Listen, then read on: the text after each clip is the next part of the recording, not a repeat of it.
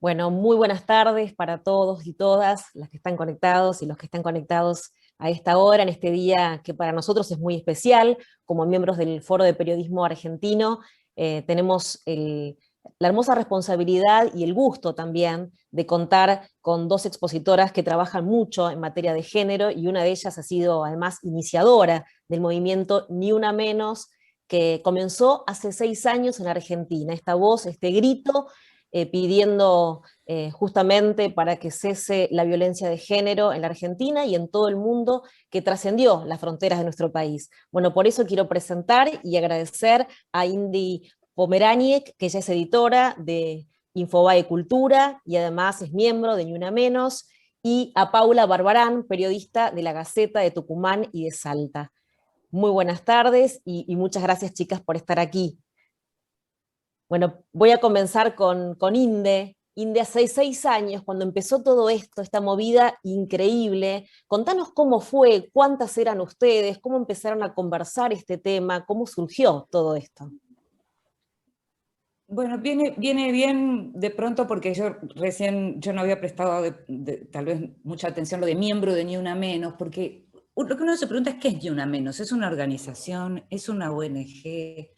¿Es un grupo de mujeres que se reunieron y que son todas amigas? ¿Qué es Ni Una Menos? Y la verdad que Ni Una Menos no es nada de todo eso, porque la sensación es que aquello que comenzó entre periodistas, comunicadoras, escritoras, en el año 2015, que en el verdadero origen hay una lectura en el mes de marzo de ese año, con la aparición del cadáver de una chica muerta, justamente asesinada, un femicidio que por entonces los femicidios no era una palabra que se usara tanto. Hoy, Mariana, hablamos de femicidio y ya no hay que explicar cuál es la idea de femicidio, esta idea de la muerte de una mujer o el crimen de una mujer muerta por ser mujer, digamos. Hay montones de cosas que se aprendieron en estos años, pero en ese momento, en ese mes de marzo, María Pía López dirigía el Museo de la Lengua ahí en la Biblioteca Nacional y hubo una convocatoria para leer materiales que tuvieran que ver con la cuestión de la violencia contra las mujeres,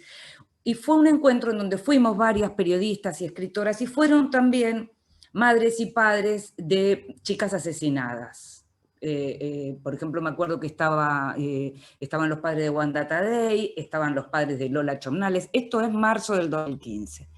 Ahí en esa convocatoria, que éramos, como te digo, éramos varias mujeres, y que conseguimos varias periodistas y comunicadoras y escritoras, artistas plásticas, y conseguimos bastante visualización del evento. Digamos, nos movimos todas para que aquellos contactos que teníamos en los diversos medios dieran el anuncio y cubrieran el hecho. O sea, ir a cubrir una lectura en contra de los femicidios. Ya eso fue para nosotros un logro. Cuando en mayo, el 11 de mayo del mismo año, aparece el cadáver de Chiara Páez en Rufino, en Santa Fe, asesinada por su novio, en principio con complicidad con su madre, y en este caso porque la chica no quería abortar el bebé, o sea, no quería, digamos, interrumpir su embarazo. Ahí fue cuando estalla todo en las redes, estalla todo en Twitter, a partir de un tuit, diría uno, pero si uno piensa todo lo que ya estaba en términos de la base social del reclamo, ese tuit de Marcela Ojeda que dice no vamos a hacer nada y convoca a hacer, y en donde por el horario, era un horario en donde muchas de las que habitualmente nos reuníamos en ese café de Twitter, digamos, estábamos ahí. A partir de ahí, se puede ver, hay trabajos académicos incluso, ¿sabes? Que hicieron un recuento de esos tweets, de ver cómo nos íbamos sumando, cómo una decía qué les parece tal día, qué les parece tal hora, en el Congreso o en tribunales, y qué hacemos, y nos vestimos así, nos vestimos así, qué llevamos, qué necesitamos. Y bueno, ahí algunas de las que habíamos estado en esa lectura en marzo, sugerimos comunicarle al grupo que había organizado la lectura de marzo lo que se estaba armando, lo que se estaba moviendo en Twitter, porque lo que empezábamos a ver era como una ola de comunicación de los que estaban en esa red y como de seguimiento que empezaba a dar la sensación de que había algo, esta base social de la que te estoy hablando, como que la sociedad estaba adelante de los comunicadores y de la clase dirigente. algo que en general todavía sigue sucediendo, pero bueno, de eso tenemos que reflexionar. Pero como si hubiera habido ahí como una, a ver, ¿cómo te lo puedo explicar? Como una necesidad de volcar algo en un país que, por otra parte, recordarás, ya estaba profundamente dividido en términos políticos y en donde faltaban como banderas comunes en términos de derechos humanos, y aparecía esta necesidad de decir basta de femicidios. Y entonces ahí es cuando se empieza como a gestar. Vos me preguntás cuántas éramos. Yo puedo decirte, y te podría dar los nombres, que las que organizamos eso, nos seguimos reuniendo, nos dieron en el espacio en la Casa del Encuentro, y fuimos 20 personas, 20 mujeres. Había también un periodista varón, Daniel Riera, pero digamos, éramos nosotras las que estuvimos ahí con muchas de las amigas y de, por supuesto, todas las feministas históricas, y las organizaciones feministas que se empezaron a sumar desde ya, pero digamos, todo lo que tiene que ver con lo que se armó ese 3 de junio de 2015, ese escenario, ese acto en donde hablaron Minujín, Erika Rivas y Maitena, digamos, ese acto en donde adelante solo estaban los familiares, porque eso es otra cosa que también decidimos, no va a entrar nadie acá al corral, detrás del corralito solamente los familiares de las víctimas, ¿no? La idea era que no fuera un evento que pudiera ser utilizado políticamente por nadie, digamos. En eso estuvimos todas muy atentas, supongo que tiene que ver también con la experiencia de comunicación que teníamos muchas de nosotras. Entonces, creemos, siempre pensamos, y por eso hablo de lo que fue ese acto y de lo que vino después, siempre pensamos que todo fue muy pensado estratégicamente para que fuera un acto de unión y no una que viniera a separar, es decir, que fuera algo para quedarse. Y creemos que eso se cumplió, esas multitudes completamente transversales que estuvieron tanto en Buenos Aires como en el resto del país, todo lo que empezó a suceder, la identificación con la consigna, incluso las picardías de los políticos con el cartelito, las picardías de algunos personajes mediáticos con el cartel, a algunas de nosotras les molestaba mucho, otras creíamos que en realidad lo que eso hacía era sumar. Y seguimos pensando que eso sumó, y seguimos pensando que no haber, por ejemplo, discutido el tema del aborto en ese documento también estaba bien, porque en este caso salíamos a la calle porque habían matado a una piba que no quería abortar. Entonces yo puedo estar a favor de la legalización del aborto, pero en ese momento de lo que se trataba era de que las mujeres tuvieran poder de decisión sobre su cuerpo. Entonces, hubo muchas estrategias políticas, hubo internas de discusión de todo eso, y lo que salió como consenso, fue algo maravilloso, que después, digamos, con los años, en este momento uno puede decir, todo es ni una menos, porque en cada compañía digamos, de trabajo hay un ni una menos, en cada sindicato hay un ni una menos, en cada club, en cada escuela, en cada espacio en donde las mujeres tienen necesidad digamos, de que su voz sea escuchada, hay un ni una menos. Entonces, no es ser miembro de Ni Una Menos. Yo puedo formar parte del grupo original que armó ese evento. Yo creo que hoy toda mujer que quiere ser escuchada, que quiere que sus derechos sean reconocidos, que quiere terminar con la violencia de género, que quiere terminar con la violencia física y la violencia verbal contra las mujeres, somos Ni Una Menos. Y los hombres también. Así que Ni Una Menos hoy es una consigna general que a lo largo de los años, digamos, lo que consiguió es lo que seguramente vamos a conversar en un ratito, y que tiene que ver con lo que se consiguió y con lo que todavía falta. Pero ese fue ese primer Ni Una Menos. Bueno, perfecto. Para los que se siguen sumando, que son muchos, y desde distintos puntos de la Argentina, que agradecemos mucho en nombre de FOPEA, les podemos decir que ya también pueden hacer preguntas a través del chat, que luego vamos a ir seleccionando para brindar a las expositoras. Bueno, Paula Barbarán, que nos acompaña también de la Gaceta de Tucumán y Salta. Quiero saber, ¿no? Inde decía recién que en todos lados se tomó la consigna, Ni Una Menos. ¿Cómo fue en el interior del país? ¿Qué es lo que vos viste allí en Salta, en Tucumán? Y en el norte se me pone un poco la piel de gallina porque me contaron, justo estuve repasando la historia de Ni Una Menos esta semana, y me contaron que Inde fue quien dijo le pongamos Ni Una Menos al movimiento. ¿Es así? Me dijeron con nombre y apellido. Bueno, que en vos realidad, Claro, lo que pasó fue que cuando empezamos a pensar en el nombre y como se había llamado Ni Una Menos la lectura en la Biblioteca Nacional, cuando empiezan las chicas a decidir, yo digo, chicas, ya tenemos un nombre, Ni Una Menos, vamos, o sea, pongamos Claro, hora, sigamos vayamos. hablando de otra cosa, avancemos. Claro, porque la consigna ya era lo suficientemente poderosa, no tenía ningún sentido cambiar cuando ya además habíamos ido con, digamos, pidiendo lo mismo, basta de femicidios, o sea que eso ya estaba, pero sí, puede ser que el tuit Así era es, mío, sí. era tal cual, era ni una mujer menos muerta. Y acá se notó muchísimo porque Salta siempre tuvo las cifras más altas de femicidio. En estos momentos y este último año 2020 y 2021, no tanto, pero Jujuy, Salta y Tucumán lideran el NOA, lamentablemente. Salta, ustedes conocen, si me pongo a mencionar los casos, desde las turistas francesas, que fue un caso muy, pero un asesinato brutal y salvaje, hasta los últimos casos y algunos que fueron bisagras dentro de la redacción, que fue el caso de Andrea Neri en Salta, que es una chica que fue a visitar a su pareja a la cárcel de Villa Las Rosas y termina siendo asesinada con su bebé en brazos.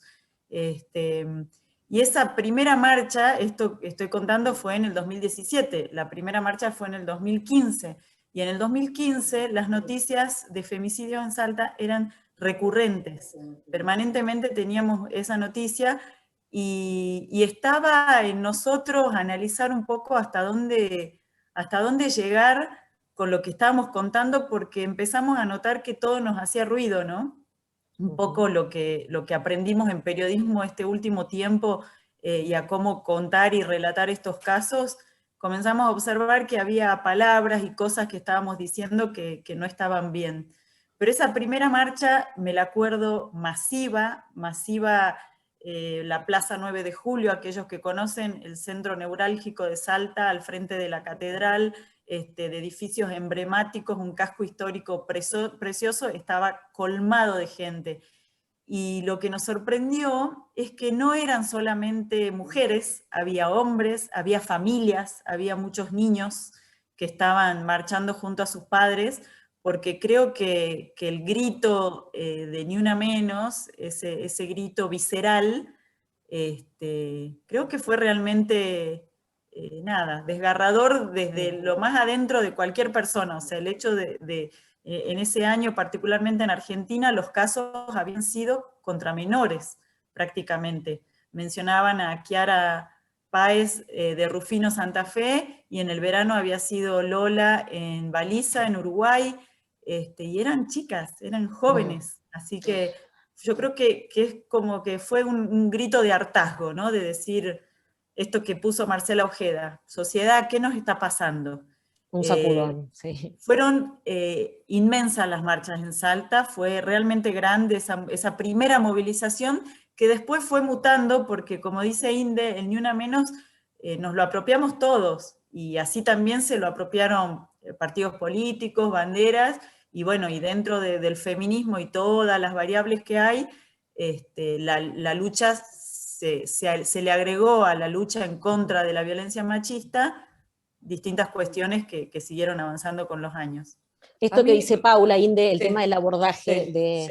del abordaje de la violencia de género en los medios de comunicación. ¿El Ni Una Menos fue un punto de inflexión en ese sentido? Sí, definitivamente, pero me gustaría, digamos, resaltar algo de lo que acaba de decir Paula, que me parece que las mujeres tenemos que saber que cuando nos reclaman unidad ideológica o digamos que una mirada hegemónica al movimiento, que nos están reclamando algo que a los hombres nunca se les reclama. O sea, ¿a quién se le puede ocurrir que porque millones de mujeres nos reunimos a pedir con nuestra familia, con los hombres de nuestra familia acompañando, nos reunimos a pedir que terminen los femicidios, que termine la violencia de género, que la justicia haga el trabajo que tiene que hacer, que la clase política termine de cumplir aquello con lo que se compromete? ¿A quién se le ocurre que además a la hora de ir a votar tenemos que votar todos igual? O sea, ¿por qué? ¿Por qué es eso? Porque es otra obligación que tenemos que tener las mujeres, que solo nos podemos juntar si pensamos exactamente lo mismo en todo. ¿Eso quién lo determina? ¿Y sabés dónde eso se ve muy claramente? Bueno, en lo que fue la organización de este primer Ni Una Menos, pero también en lo que fue la discusión por el aborto en el Congreso, insisto, en donde las mujeres que participaban de esa discusión venían de todos los partidos. En todos los partidos había, o sea, las mujeres pueden juntarse por un objetivo y correrse de lo que tiene que ver con la diferencia, pero ir, en todo caso, por ese objetivo. Me preguntabas por lo que pasó con los medios, y por supuesto que fue un punto de inflexión, y que fue antes todavía de que se convirtiera esto en lo que se convirtió. Me parece que el punto de inflexión estuvo en esta otra cosa que mencionaba recién Paula, que tiene que ver con las chicas jovencitas. ¿Por qué? Porque cuando durante esas semanas, nosotros pusimos una fecha que eran 3 semanas de cuando estábamos hablando, era el 11 de mayo, y dijimos miércoles 3 de junio, para que nos diera tiempo para poder moverlo. Nunca imaginamos que iba a tener la fuerza que tuvo. O sea, 3 semanas finalmente, después ya era una cosa que nos imaginábamos. O sea, fue mucho finalmente. Pero cuando pusimos ese tiempo, empezamos a recibir todas nosotras mensajes de colegas nuestros, azorados por las muertes de las chicas de 15 años, porque por primera vez veían el riesgo en sus propias hijas. ¿Qué estoy diciendo con esto?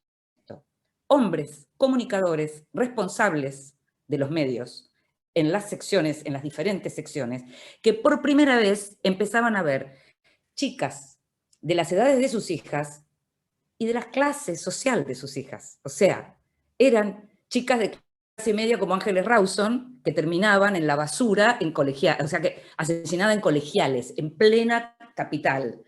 Lo que empezaba a ver, y esto no debería avergonzarnos, siempre hay un punto de inflexión, siempre hay un momento en que la realidad se nos impone. Yo creo que se nos impuso y se les impuso a muchos hombres comunicadores en ese momento, y que eso colaboró para la difusión de lo que iba a ser el evento, y colaboró para el momento en que después empezamos a trabajar con estos temas, y el primer gran cambio en los medios es cómo los femicidios pasan de ser casos policiales a ser tratados en la sección de sociedad.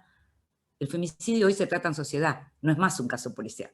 El femicidio hoy no es más un crimen pasional. Nadie hoy permite que se hable de crimen pasional. El que habla hoy de crimen pasional es sancionado socialmente en el acto. Y eso, los que están en las redes, eso lo ven.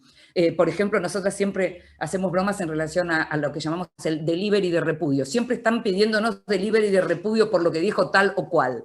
Bueno, háganlo ustedes, o sea, estamos todos para eso. Eso es una de las grandes cosas, cómo nos quedó la cabeza abierta para darnos cuenta cuando hay violencia simbólica, cómo la violencia que termina en un crimen arranca muchísimo antes, cómo una sociedad puede ir modificando conductas y cómo los medios, a la hora de tratar los hechos, también titular no es gratis. O sea, cuando uno titula, tiene que pensar muy bien qué poner un título. ¿Cuánto fuego más estás encendiendo con un título?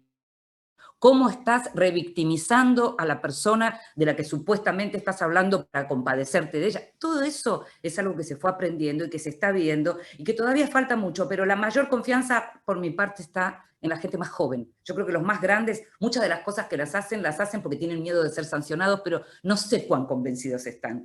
Pero sí sé que los más chicos están absolutamente convencidos de que hay que cambiar. Bueno, como hay gente de todas las provincias en este Zoom, comienzo leyendo algunos de los comentarios. Carola Kelly dice, hola desde Formosa, es como si reviviera ese momento al escucharla a Inde. Desde Capital Federal ustedes a veces no dimensionan lo lejos que estamos todos nosotros en el interior. Y Ni Una Menos fue un grito que nos unió y nos sacó a las calles. Alejo dice, hola, saludo desde Córdoba. ¿Qué políticas concretas se pueden tomar para la reducción de la violencia de género a corto, mediano y largo plazo? No, bueno, a ver, nosotros sabemos que hicimos un documento en ese momento, estamos hablando de hace 6 años, después cambió mucho y sabemos que cada vez que se sale a la calle los 8 de marzo o los 3 de junio, hay determinados grupos, digamos, lo que se llamó la politización o la partidización de Ni Una Menos es una cosa.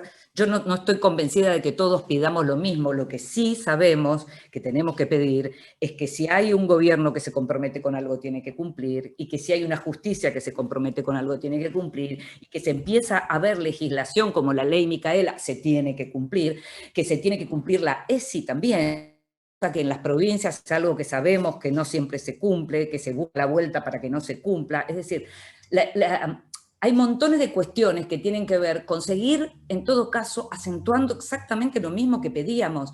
A veces me preguntan, tengo la sensación de que hay más femicidios ahora que antes. No, ahora los ves, antes no los veías. Eso pasa. O sea, antes Claro. ni los contábamos, Mariana. Sí, No sí, es había, cierto. oficialmente no había cifras.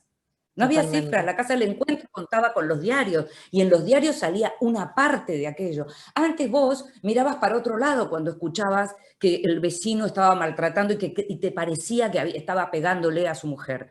Y decías, bueno, es algo privado, es algo de ellos. Hoy eso ya no ocurre, por eso insisto con la gente más joven. O sea, hay montones de cosas que estamos viendo ahora, lo que no quiere decir que en el caso de los psicópatas, porque se vio mucho eso en provincia, hubo muchas muertes de chicas y de mujeres que participaron como activamente de todo lo que tiene que ver con Ni Una Menos, y que por supuesto el psicópata se ve en peligro ante una cosa así, y bueno, ¿cómo se puede manejar eso? Entonces, ¿qué hacemos? ¿Seguimos calladas como estábamos y seguimos viendo cómo las muertes se suceden, cómo las chicas no se dan cuenta, por ejemplo, que si tienen un novio que les controla la cartera, ese puede ser un primer paso para que el día de mañana haya violencia física? Todo eso que hoy podemos tener en el lenguaje cotidiano, en ese momento no estaba. Teníamos naturalizado todo lo otro, teníamos naturalizado el insulto, teníamos naturalizada la descalificación, teníamos naturalizada la subestimación, digamos, de lo que tenía que ver con el lugar de las mujeres. Y eso me parece que es algo que se ganó para que se quede.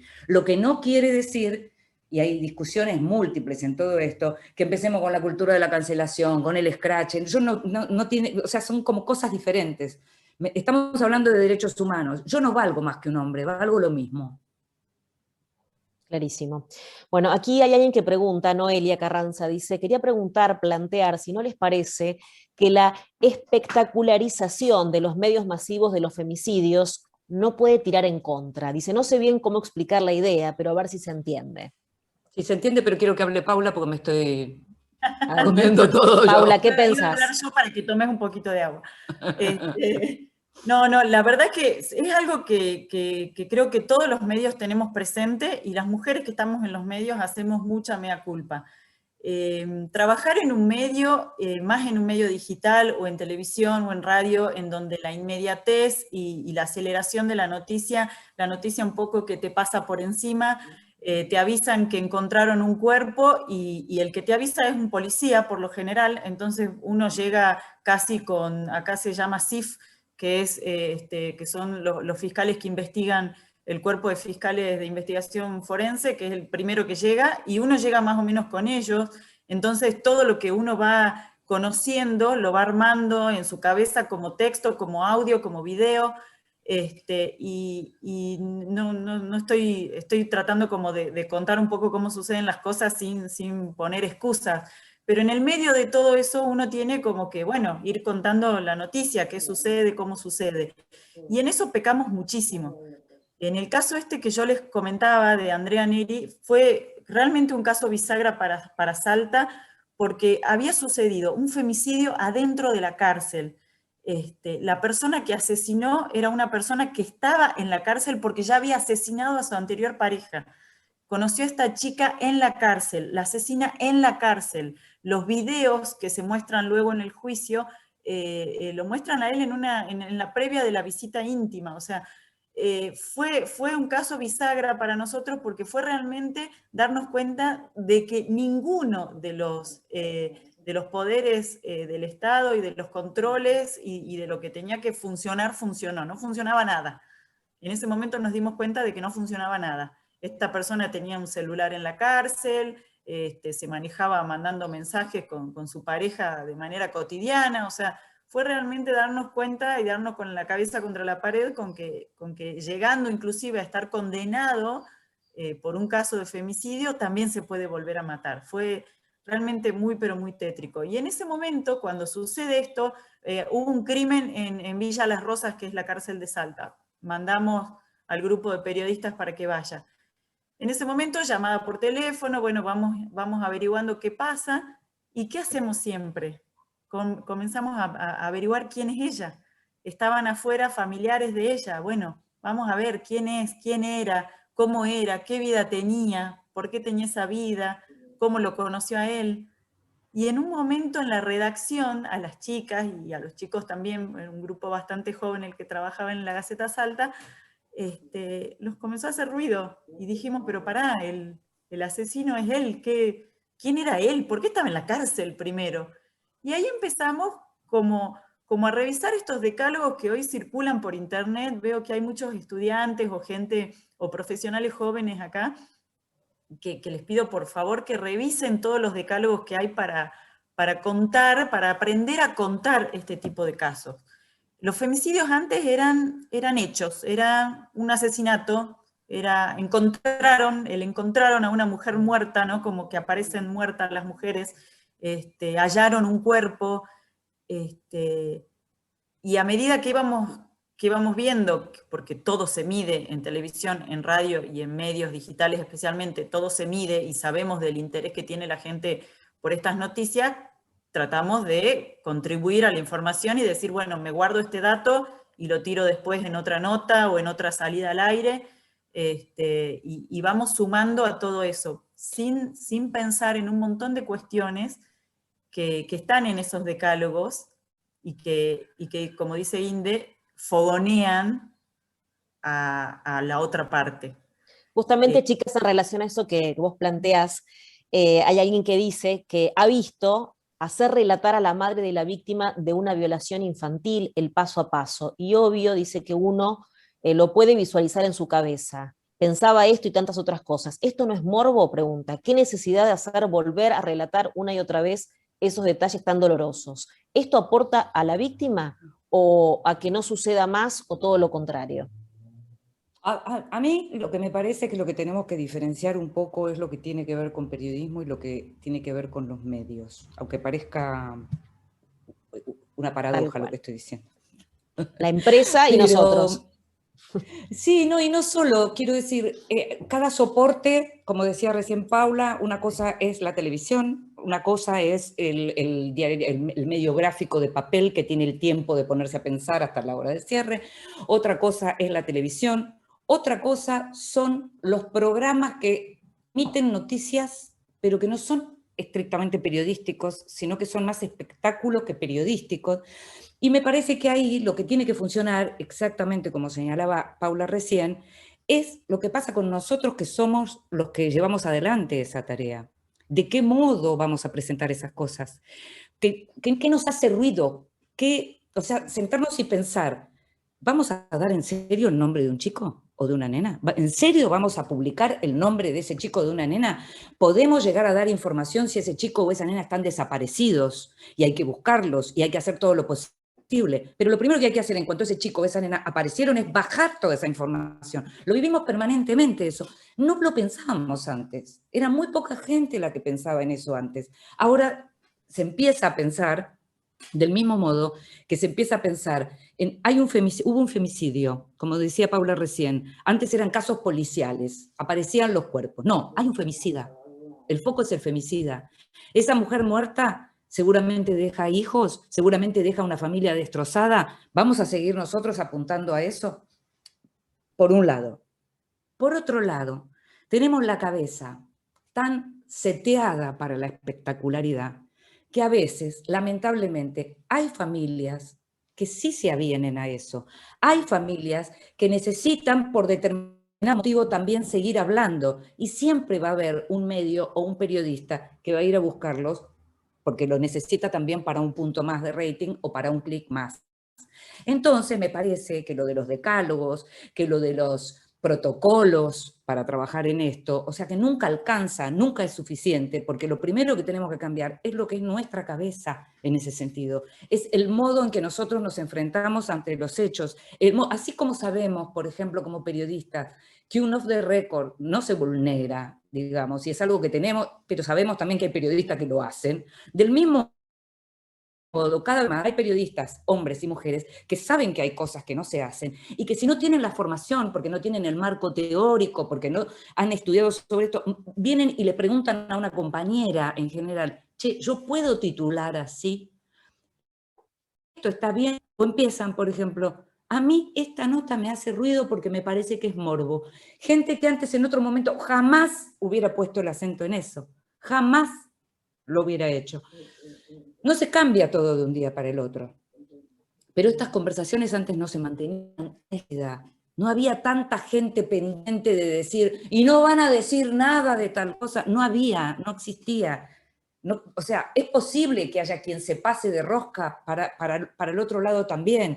Y bueno, periodismo es también tratar de llevar y que la gente lo lea y que la mayor cantidad de gente lo lea. Todo eso lo entendemos, lo podemos entender.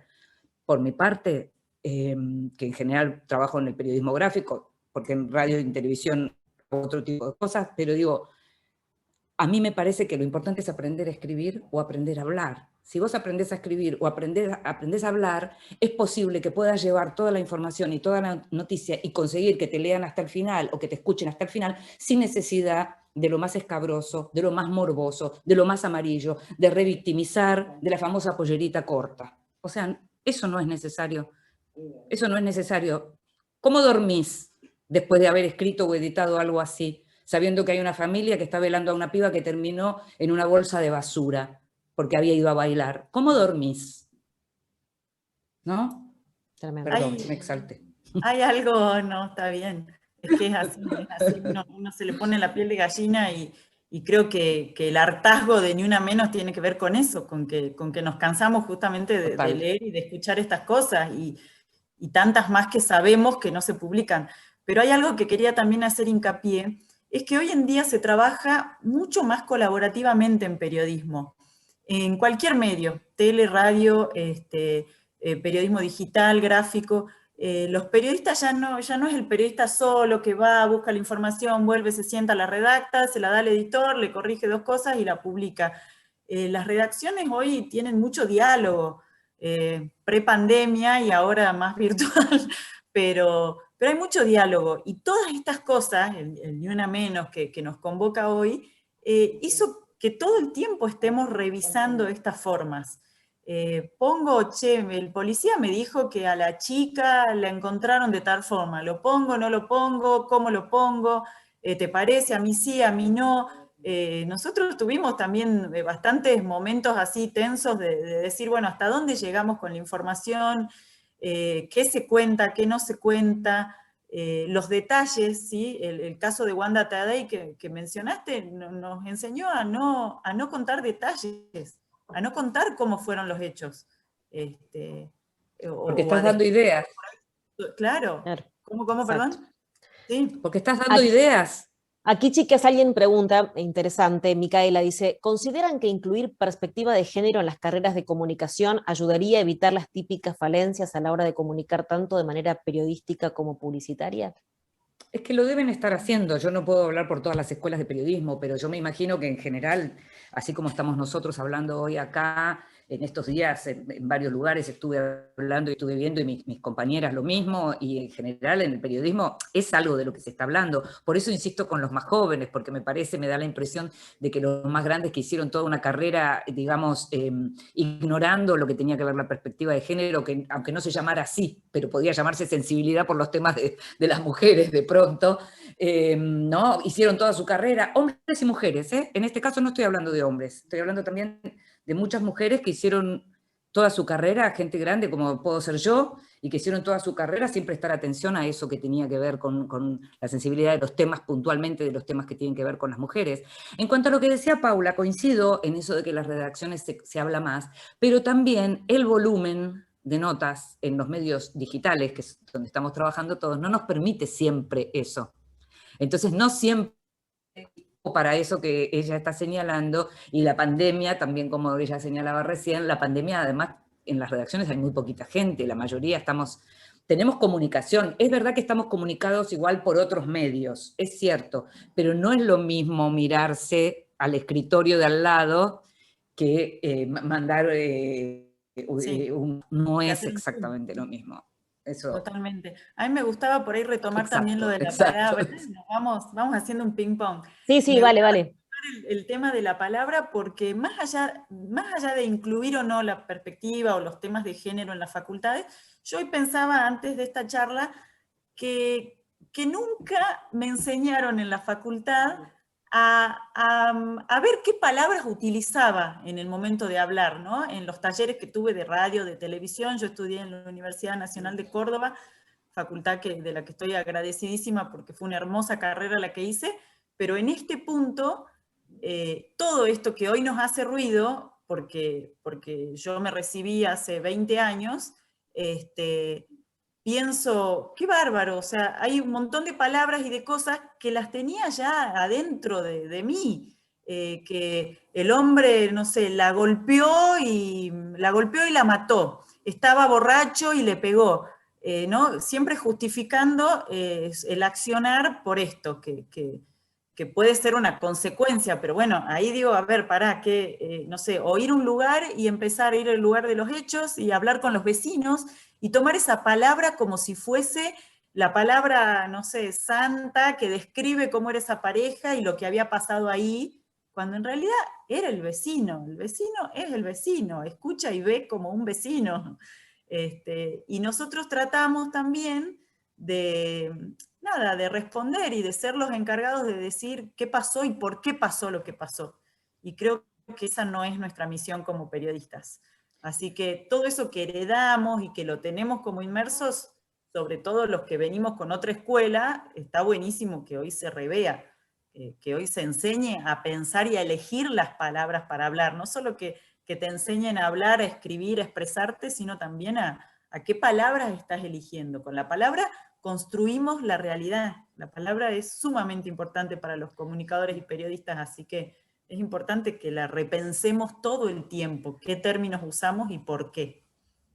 Aquí justamente Solange Segura comenta, desde la Universidad Nacional de La Plata tenemos en cuenta decálogos y protocolos con perspectiva de género. Y Gabriela dice, en realidad en muchas universidades está la materia de género, pero de manera optativa. Y alguien más por aquí comentaba y decía que en algunos medios usan fotos para hablar de femicidios, donde se muestra a una pareja supuestamente feliz, en donde está la víctima y el violento. Pregunta, ¿habría que cambiar esa forma? Bueno, con respecto a lo de las fotos, en general fuimos, yo diría que hubo en un punto, si nos ponemos a pensar, hubo algo de lo que llamamos periodismo amarillo que igual ganó.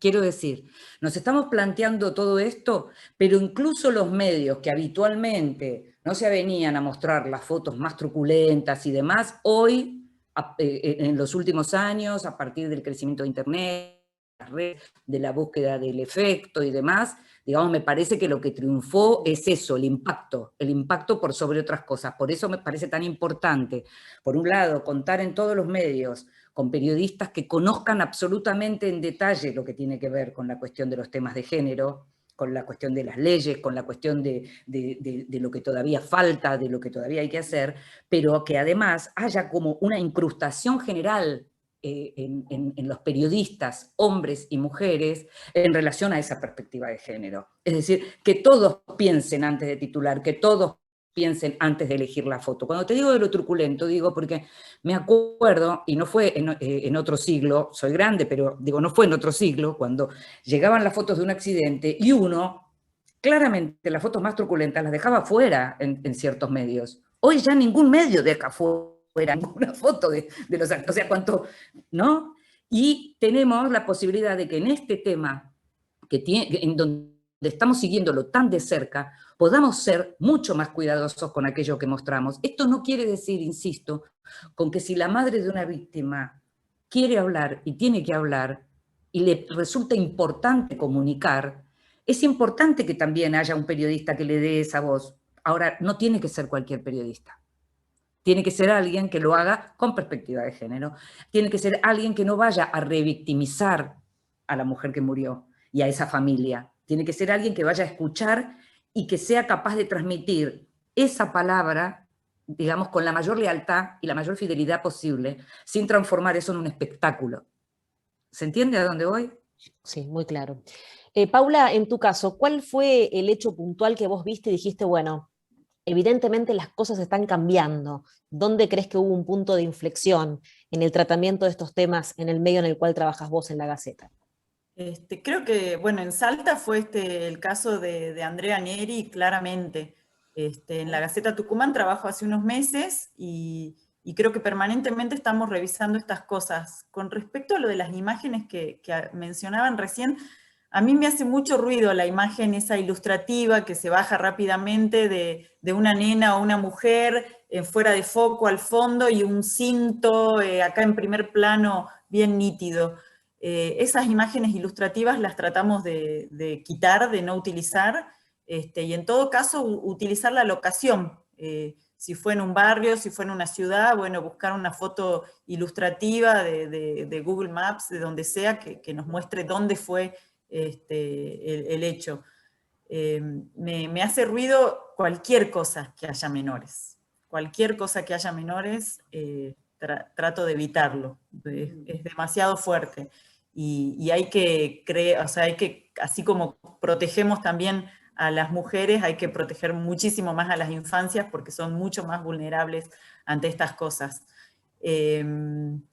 No sé, siento que hay muchos casos de abusos también, hay muchísimos casos de abusos en donde desde las mismas instituciones están mandando por ahí el nombre de la familia o el barrio, la zona o zonas muy puntuales en donde se puede identificar rápidamente, porque Salta es una ciudad de 600.000 habitantes, es una ciudad grande, todos creen que acá nos conocemos todos, pero ya no es tan así.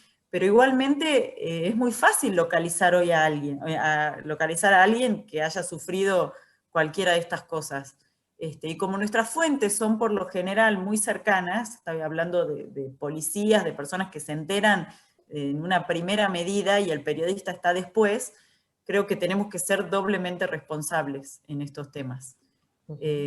Ahora, bueno, en Tucumán está el caso de Paola Tacacho, que era salteña, pero fue asesinada en Tucumán. No sé, hay millones, la verdad que creo que todos son muy fuertes y duele mucho cuando hablamos de estadísticas al principio, de que antes no se sistematizaban tanto. Es muy fuerte todos los meses recibir el parte de prensa que dice: hoy en Salta, hasta mayo, hay 6 femicidios, en Tucumán hay 9, y así en cada provincia. Es muy fuerte ponerlo en números, pero a la vez yo entiendo que es necesario, porque esos números nos hacen hablar necesariamente una vez al mes de estas cosas. Y bueno, y volver a repasar un montón de cuestiones. Hoy en la Gaceta hablábamos del amor romántico y cómo este concepto de amor romántico es un poco el que deviene en la violencia de género, violencia machista, como quieran llamarla, y cómo eso es lo peor que nos puede pasar o lo peor que podemos observar de esto es el femicidio. Entonces, nada, es como que estas fechas, como cualquier otra fecha, está bueno volver a replantearse cosas. ¿Y qué rol creen que tuvieron los comunicadores, que tuvimos los comunicadores en relación al público en cuanto a estos cambios? ¿Cómo los ayudamos? ¿Cómo tomaron oyentes, televidentes, lectores estos cambios que se vieron en el tratamiento de la información de casos de violencia de género? Quería decir una cosita más con respecto a las fotos, porque me lo puse a pensar mientras hablábamos, Marian, que Sí. estamos hablando todo el tiempo de nosotros, las palabras que elegimos, cómo tenemos el foco que vamos a poner y demás. Y quién sabe, todo esto mismo, habría que empezar a pensar cada vez más también en los fotógrafos cuando van a hacer las fotos, en los editores fotográficos, en los colegas editores fotográficos. Me parece súper importante pensar que son tan periodistas como nosotros a la hora de elegir. Y entonces es cierto que a veces el editor, históricamente el editor mandaba por sobre, el editor periodístico mandaba por sobre la ilustración. Hoy no siempre están así, y no en todos los medios están así. Con lo cual me parece que a la hora de pensar en los medios deberíamos pensar en todo, en el cámara que va, o sea, no sé, es algo que recién se me ocurrió mientras las escuchaba hablar, ¿no? Que deberíamos pensarlo, porque solemos atribuirnos nosotros la responsabilidad última, y no siempre están así, estamos en 1000 cosas al mismo tiempo, y quién sabe, la foto recién la vemos cuando vamos a poner el epígrafe, y decimos, ¿y esto qué es? ¿Y esto qué es? Y esto es lo que se eligió. En relación a la responsabilidad de los comunicadores, yo dije antes y sigo pensando que me parece que a veces la sociedad está por delante de la clase dirigente. parece que también a veces está por delante nuestro. No es casual que salten tanto cuando fulano dijo tal cosa o mengano dijo tal otra, y me refiero a colegas nuestros. Hay todavía me parece, un predominio de viejas prácticas que tiene que ver con que hay muchos viejos, y me reconozco entre ellos, que todavía dominan la escena. Realmente creo que es así. Y es ahí en donde esto falla, porque todavía no hubo como una renovación en ese sentido. Lo vemos tal vez en la gráfica, pero en los medios audiovisuales no se ve tanto, o por lo menos nosotros, o por lo menos no llegan con la intensidad con la que deberían llegar. Sin embargo, estoy hablando de los medios tradicionales. Los chicos más jóvenes se manejan de otros medios que nosotros ni conocemos. Te voy a dar un ejemplo. Me toca estar este año en el jurado de Martín Fierro Espectáculos. Y entonces empezás a ver televisión, qué sé yo. Los chicos más jóvenes no ven televisión. Cuando digo los chicos más jóvenes, te digo los de 30 tampoco, o sea, 30 y pico, no ven televisión.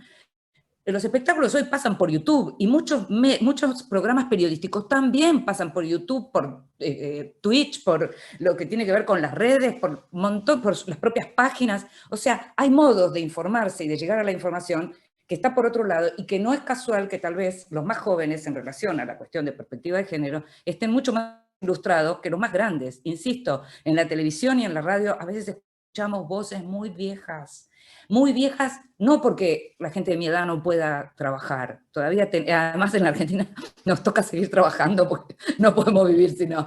Lo que digo es que me parece que está como desactualizado el discurso, lo siento desactualizado, y no solo tiene que ver con una cuestión política, no es que los que pertenecen a este partido o el oficialismo es una cosa, no, creo que nos está faltando una actualización en todo lo que tiene que ver con estos temas de los que estamos hablando, porque estamos hablando de perspectiva de género, pero estamos hablando también de la espectacularización en general. Y me parece que ahí todavía tenemos mucho para aprender. Me expliqué todo, ¿no? Ya sé. No, pero quedó claro. Y alguien más lo planteó también, el tema ese que vos decías, ¿no? Esto de la espectacularización de todo. Paula, ¿querías decir algo de esto?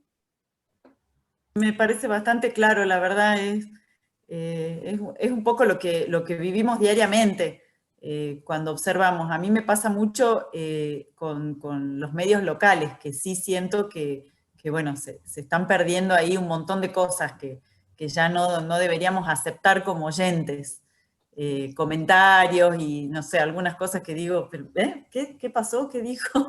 Exacto. Y que hay que revisar. Y, sí, tiene que ver con, bueno, con los tiempos que corren, y con esto de que hay como un lenguaje.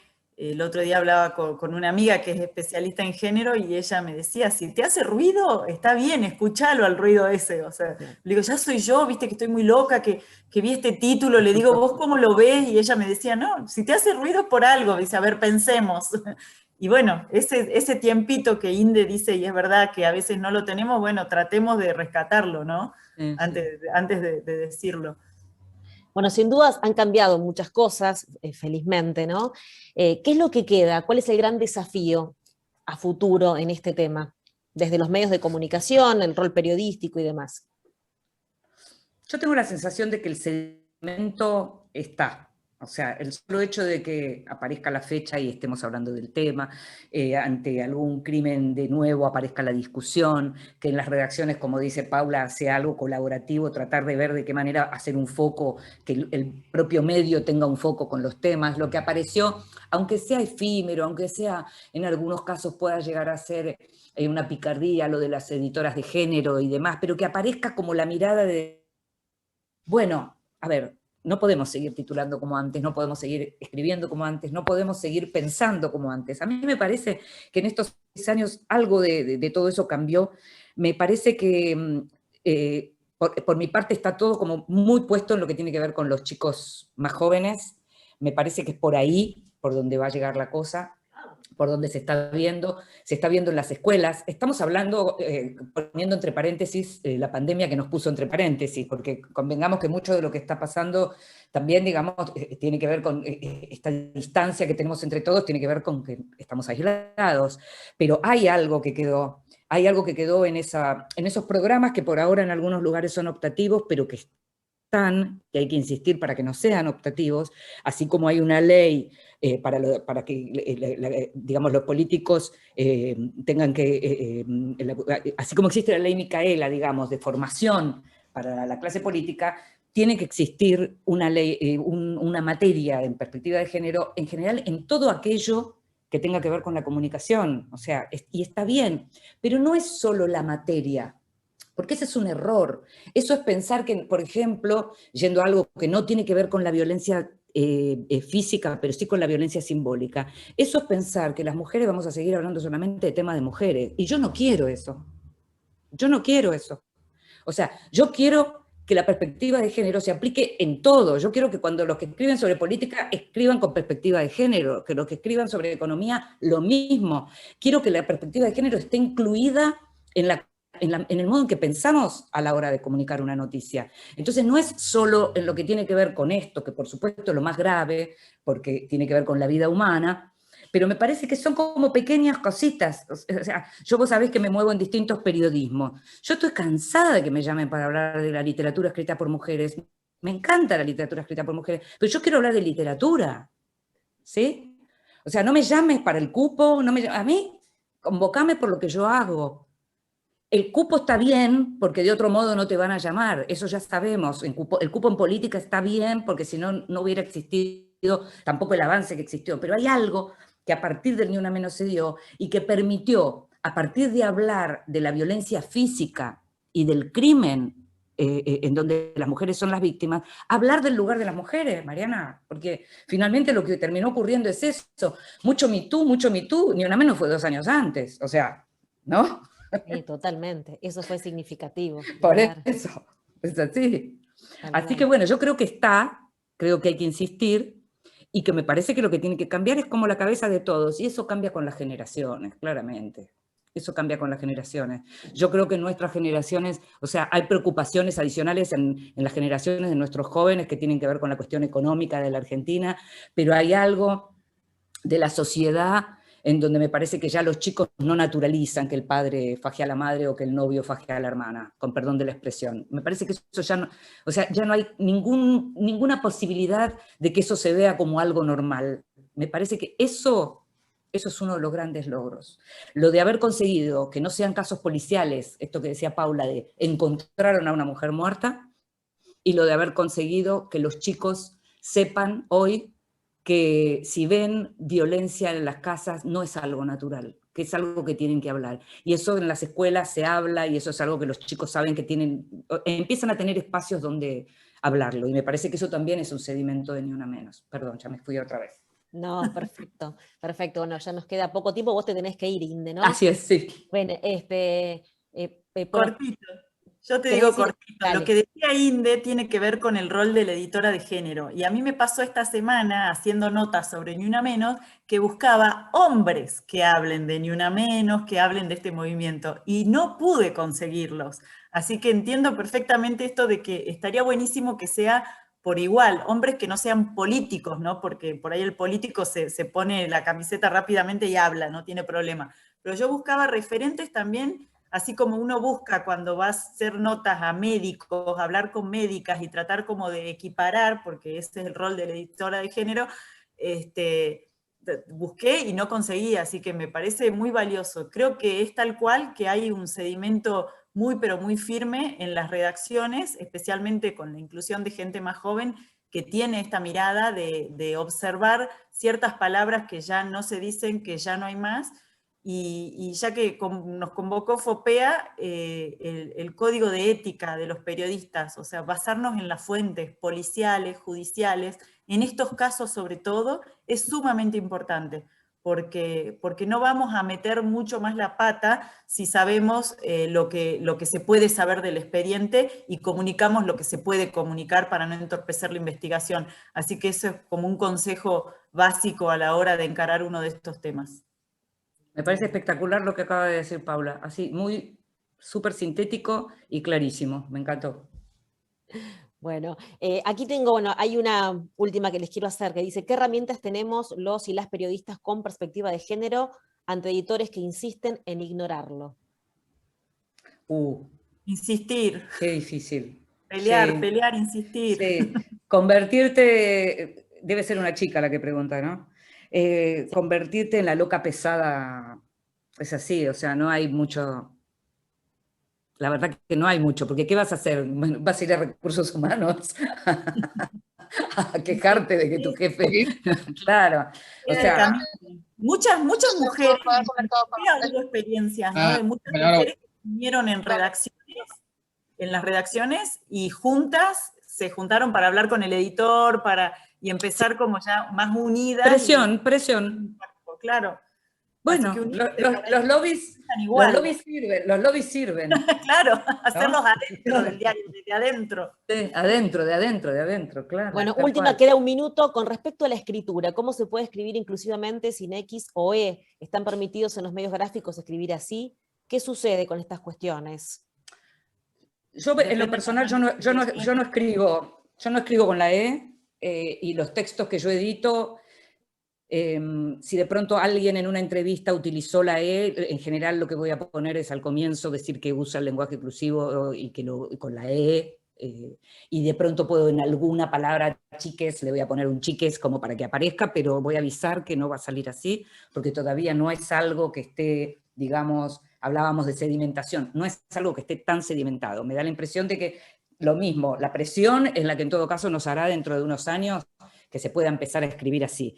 Yo no escribo así, no, en mi sección no se edita así, y la manera de escribir con perspectiva de género es la de tener en cuenta esto que decíamos antes, no valemos más, no valemos menos, valemos igual. A mí me parece que si tenemos eso en la cabeza, recién Paula decía, y vamos y buscamos a una mujer, eso uno lo tiene que tener absolutamente incorporado. Yo armo mis programas de radio diciendo, bueno, la entrevistada es una mujer, entonces las voces de las secciones podemos tener un hombre. Ya está, ¿cuál es? O sea, no es tan complicado, ¿no? O sea, es simplemente pensar en armar las mesas cuando uno llama para una convocatoria, en pensar las fuentes, tratar de que sean iguales. O sea, todo eso colabora para que tengamos las voces de los hombres y las voces de las mujeres a la par como tiene que ser.